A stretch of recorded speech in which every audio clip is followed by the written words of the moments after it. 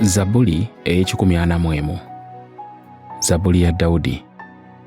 Okusaba okukuumibwa obutayonoona. Mukama, nkukoowoola, yanguwa okujja gye ndi. Ompulire nga nkukoowoola.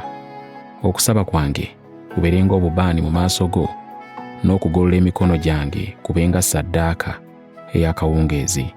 Kuuma akamwa kange, Ayi Mukama, onkomeko bwe njogera. Tolekanga mutima gwange kukola kibi kyonna, okwemalira mu bikolwa ebibi, awamu n'abo abakola ebitali bya butuukirivu, era nneme okulya ku mmere yaabwe empoomerevu. Leka omutuukirivu ankube oba annenye mu kisa, era tokkiriza amafuta g'omubi okufukibwa ku mutwe gwange, kuba okusaba kwange tekukkiriziganya na bikolwa byabwe ebibi. Ababi bwe baliweebwayo eri ab'okubasalira omusango, ne balyoka bayiga nti ekigambo kya Mukama kya mazima. Ng'omuntu bw'akabala ng'atema ettaka, n'amagumba gaabwe galisaasaanyizibwa ku mulyango gw'emagombe. Kubanga amaaso gange gatunulira ggwe, Ayi Mukama Katonda, neesiga ggwe, tondeka nga sirina nnyamba.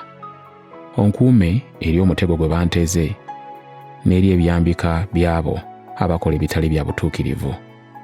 Ababi bagwe mu bitimba byabwe bo, naye nze mpone.